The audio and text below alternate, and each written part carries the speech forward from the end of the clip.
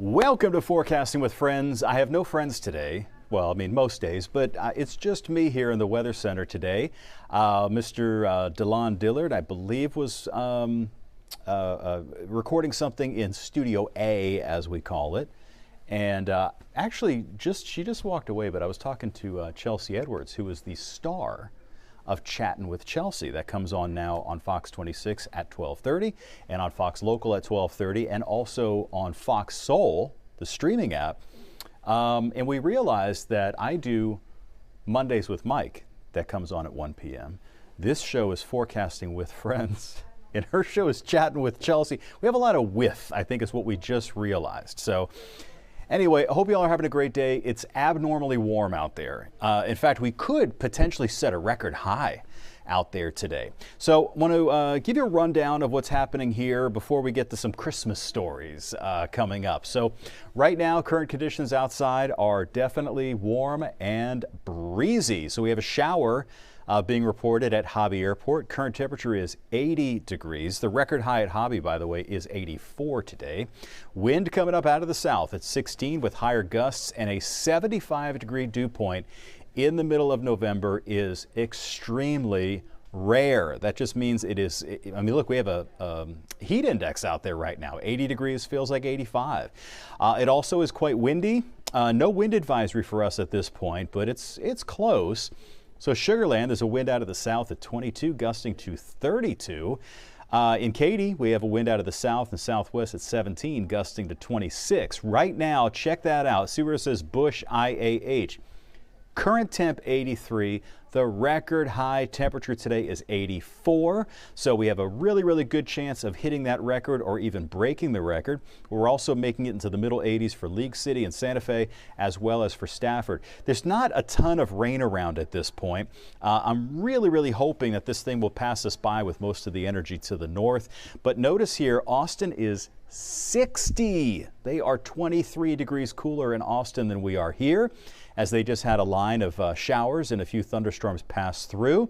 Now, this is all shifting off toward the east. So for the rest of the day today and tonight, a little bit of an elevated risk for seeing some severe thunderstorms, primarily high winds over in the area from Beaumont to Lake Charles to Lafayette, Alexandria, Louisiana as well. Around here, a 1 out of 5 on the risk scale, just a slight chance that we could have some of the storms produce some brief high winds. But for right now, it really does not look that nasty. You know, it also is not impossible. There could be like an isolated funnel cloud in there, but you know, really right now, everything is sort of behaving itself. It's sort of tame. What we have to watch, though, is the tail end of that system with my squiggly arrows that I have drawn to the south of San Antonio. So that's going to rotate through here for early afternoon and may spark some storms. What's happening right now is, if you're watching us from Sealy, good late morning to you. We do have a nice little downpour moving through your area. It's such a fast mover, though. It really doesn't rain for that long. We've had several rounds of showers around Cypress and Tomball and up to around Magnolia. It's just like shower after shower after shower, and each one only lasts a couple of minutes. Nice little downpour right now over the city of South Houston. So look at that.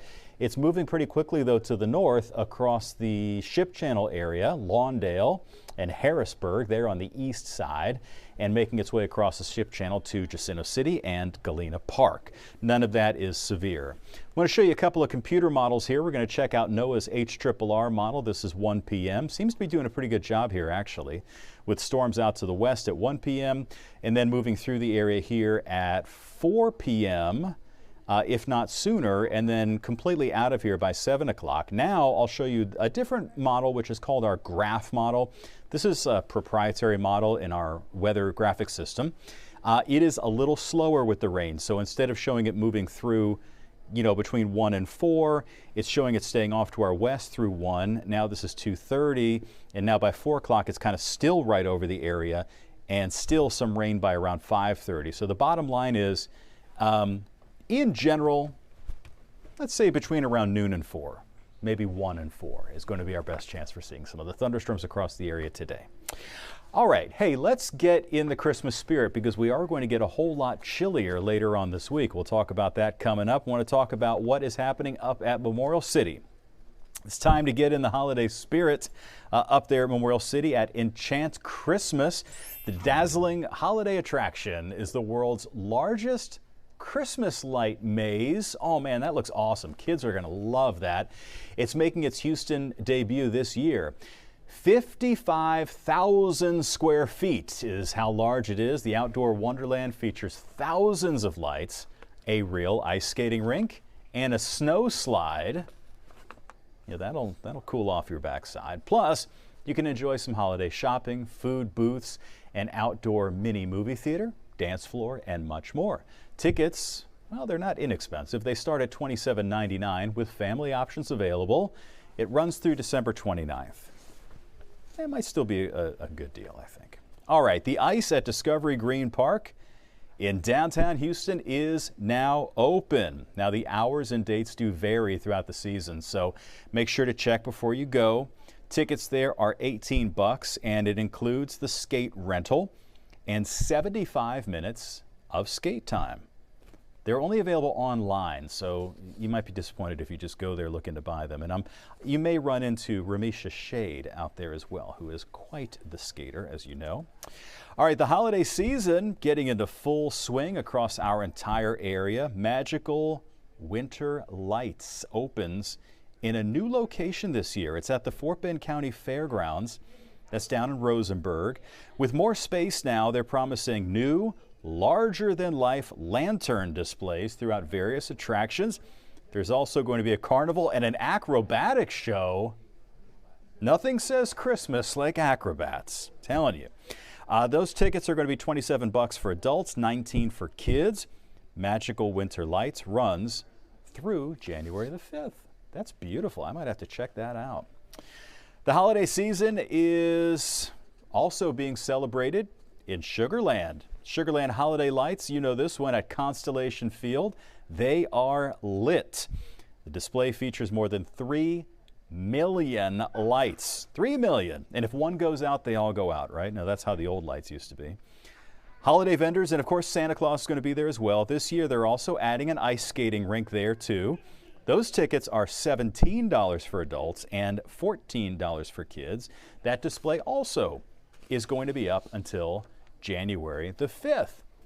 Now, Thanksgiving, of course, is next week, and you don't have to do all of the hard work because this morning, our Coco Dominguez shows us how you can take a break and support local businesses. Look at all that good food right there. You didn't even have to cook it yourself. It could happen for you for Thanksgiving. I'm here with Marco at Fiji's. You guys are ready to roll, putting Texas-style Thanksgiving meals on the table. Yes, yeah, we're ready to go. We got everything you need. You know, we have a menu that you guys can order from online. Brisket, turkey, sides, desserts, so whatever you need, we have it here. It's kind of like a la carte. You're going to create your own platter, and although you see slices of turkey here for Thanksgiving, you're going whole turkeys with this. Yes, definitely. It's going to be a whole smoked turkey, and then it's going to have reheating instructions for you, so all you got to do is take it out of our bags and reheat it yourself. That's right, because this is a restaurant, so you can actually come in and they can serve you like this. And name some of the options that we have here for side dishes. So we got the traditional mac and cheese here. It's nice and creamy. It's got pimento peppers in it. These are our spicy and sweet Brussels sprouts, our loaded big mashed potato, and this is our version of collard greens. We call it our braised kale. Just added to the party, dessert. What is this? So that's our rum raisin bread pudding. That looks like Thanksgiving. Oh, it's so delicious. It comes with a caramel sauce, so you just drizzle it on top. Nice and warm. It's great. This is a loaded mashed potatoes. Yeah, voila, voila. Okay, more time to spend with your family if you come on out and pick up one of these. We're right here in Spring Branch. And, you know, there are other places throughout the Houston area that are also offering up Thanksgiving dinners. Esther's Cajun Cafe and Soul Food. They've got fried turkeys. Ragin' Cajun is offering turdunkins. If you've never had those are delicious. Of course, you can pick up a full Thanksgiving meal from Central Market. You want to take things up a notch? An Italian-style Thanksgiving meal. You can head on over to Tony's with all that good fresh food. The list goes on and on. We're going to put all of these on our website. There are so many places. Maybe your favorite restaurant has what you're looking for. And tamales, oh, that's a whole nother thing we're going to do next week because that goes on for a couple of months. And how long does this go on? So you can order until November 22nd. That's it. That's the cutoff. Yeah.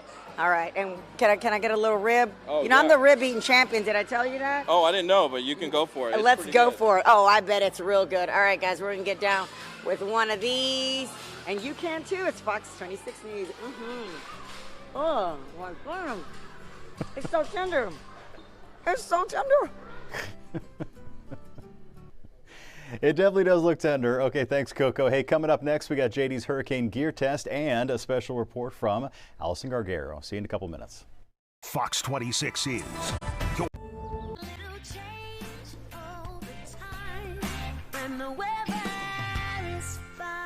All right, on today's hurricane gear test, we are talking tools, in fact, multi-tools. But JD, although he thinks it's a great addition to your hurricane kit, he does not want you buying the cheapest one you can find.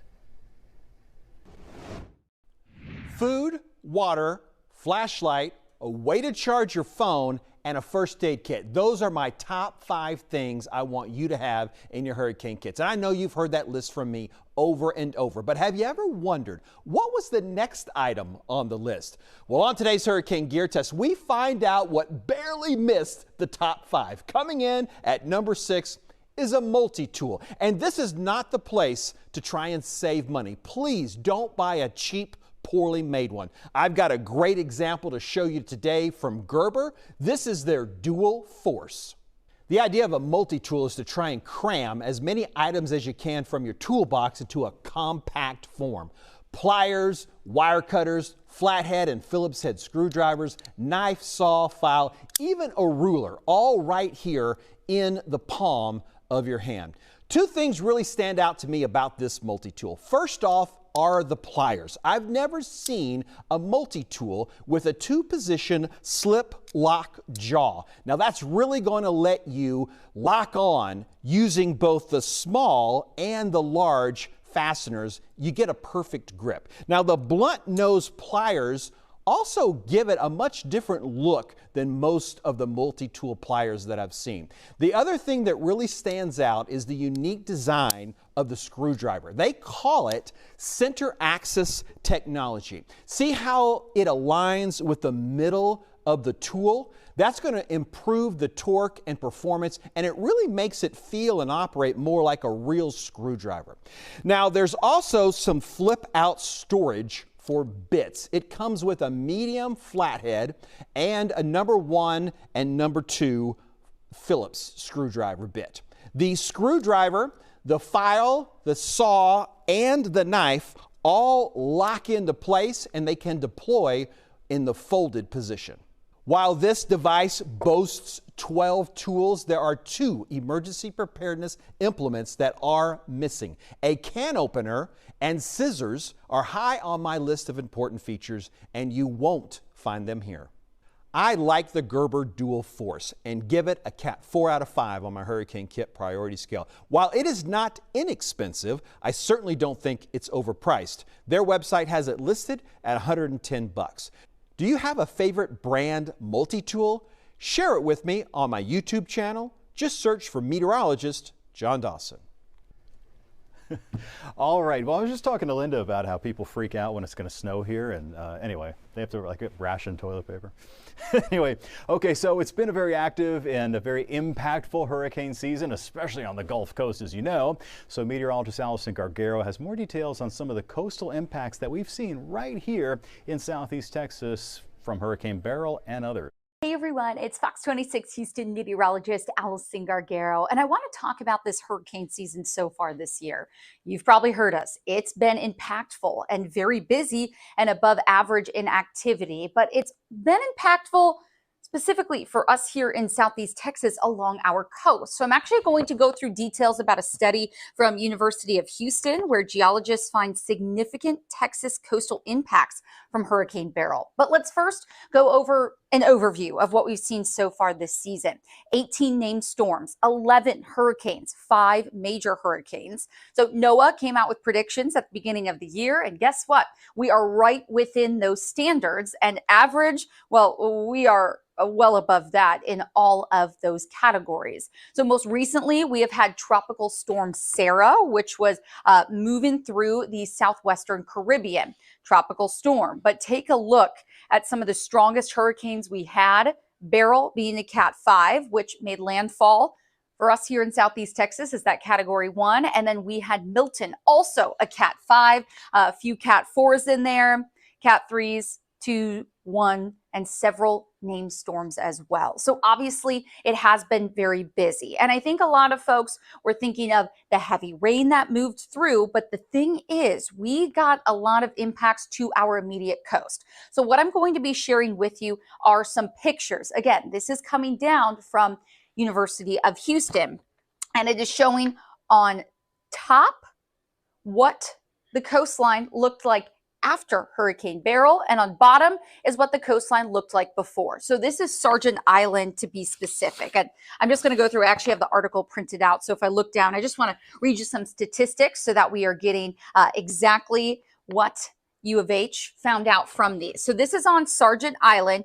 You can see May 20th, 2024 versus July 20th, 2024. So according to this study, Sargent Island experienced the most significant impact and unrecognizable. The flooding, overwash, and scarping caused by Beryl completely wiped out nearly all the dunes and left areas virtually inaccessible. So take a look at the beach. You can see all the sand. It looks nice. Well, here we go. You can see that the water just kept coming up and completely eroded away some of these dunes and actually creating some areas with not a lot of sand. So this is not somewhere that folks will be able to go to now, unfortunately. Follett's Island also was hit very hard. You can see here, nice beach, no problems, just goes right out to the water. But now you can see really where some of the sand was completely eroded away. So Follett's had a restored dune system, but most of the sand was scraped away, leaving behind bare hay bales. So that was from one of the researchers there. So let's take you out to Galveston Island. This is a picture from May 18th, 2024 versus July 19th, 2024 up top. Now you can see the dunes here, but there are some areas where we are looking at the water just completely eroding away some of that sand. So very impactful. Now, something else in this study that they had mentioned, and I have one more picture to show you just in a moment. And they were saying, okay, how are these coastal impacts from Hurricane Harvey in 2017 similar to what we had seen from Hurricane Beryl? So this is a long quote that they have. After Harvey, we found an average shoreline retreat of just over 16 meters, with certain areas near the landfall site in Rockport seeing nearly 60 meters of erosion. Those values far exceed the average short and long-term retreat rates of 1.27 meters per year for the Texas coastline. I mean, that is so impactful, and we're seeing it across our coastal zones from our most recent hurricane. And take a look at Matagorda Island. Boy, beautiful beach there. You know, a lot of folks probably really enjoying the sand, but unfortunately you can see the erosion right here specifically. The darker these colors are is the higher the erosion was. So what they're saying is, okay, where do we go from here? What are the next steps? And it looks like future mitigation strategies is going to be number one. They're saying they need adaptive protective dune management and regular monitoring to assist the durability and restoration efforts in those areas. So it's a really interesting article, and we can make sure to post it on our website so that you guys can read more. But it just shows how dune restoration is so critical in our area. And it just shows that, and I think we're seeing this as a broader picture of this hurricane season overall. Just because something says a Category 1 doesn't mean that it's still not going to be so impactful for not only the coastline, but also inland. So as always, you can join us on the free Fox Local app, where we are going to have our tropical updates daily, not only right here on Forecasting with Friends, but also at 4 o'clock in the afternoon. Hope you guys have a great rest of your day, and we'll continue to bring you the latest updates in the tropics. All right, Allison, thanks for that. Coming up right after this break, we're going to get you once again updated on the timing of some of the storms headed our way today, and also take a quick look at the tropics as well. See you in a couple. It'll change all the time, and the weather is fine. All right, time's a wasting. Let's get to your forecast because we do have a lot going on. Here's a sort of a summary of what to expect. So windy and muggy the rest of taking us through noontime and into the early afternoon. Then some afternoon thunderstorms with a couple of briefly heavy rain downpours, a slight chance for a couple of strong ones. Then it'll turn noticeably cooler, and then we'll look forward to some of the coldest air of the season coming our way on Wednesday, Thursday, and Friday. Right now, those temperatures are incredibly warm for this time of year. As I mentioned, the record high for Bush Airport today is 84. Right now we're at 83. The record for Galveston is also 84, currently at 81 degrees. It is significantly cooler to our west, 57 in Austin right now compared to our 83. So a huge difference. We will feel that temperature fall pretty significantly as we head past about maybe 2, 3 in the afternoon or so. The highest risk for severe weather is going to occur over in the Golden Triangle area and heading over to Louisiana, where there also could be some heavy rain. You know, so far, so good. I mean, these showers really have not even been producing any lightning at this point, which is nice to see. But we do have several of them across the area. I mean, we have rain over Alvin and League City, passing by Pearland before very long. A very fast-moving but feisty downpour in northeast Houston, actually passing by the Crosby area on its way toward Lake Houston. West of town, this is what we're going to be watching. You see where it turns a bit redder there off to the west of Brenham. That's what could get a little bit stronger as we head toward the noon and 1 o'clock hours. So we'll keep a close eye on that. But for right now, nothing is severe out there at all. Here's your futurecast. Noontime today showing some rain out to the west, and then everything's sort of starting to come together at 2, 3, and 4 o'clock, which could, be in the form of some storms that could produce some occasionally high winds. I did want to show you a quick look at the tropics. It's really hard to see, but sort of the bottom middle part of your screen, a little bit of a swirl there is actually the remnants of what was Sarah. Sarah was a tropical storm that hit Central America, brought deadly flooding to Honduras, actually. But now the remnants of that are in the Gulf of Mexico, and there's a very slight chance that it could strengthen a little bit. We're talking about this area down there. Very, very slight chance that it could strengthen, although it looks like it's not going to be headed our way. It looks like, if anything, it would be moving over toward Florida and probably zip by them pretty quickly. So here's your futurecast, and it is showing 5:30 today. Some storms moving toward the coastline, but look how quickly it clears out. Here's another look. So isolated strong storms here, 3 o'clock, maybe 4:30 or 5 o'clock, and then turning clear, cool, and dry overnight tonight. That'll be followed by some really amazing weather. Once we get past this mess of a yucky Monday, Tuesday through the weekend looks fantastic, and it is going to get chilly, especially coming up by Thursday morning. Join us for Fox 26 News at noon. We'll be on coming up in just over 30 minutes, and then Mondays with Mike, weather permitting, will air here on Fox Local coming up at 1. So I hope you'll tune in for that. Have a great day. Try and stay dry out there.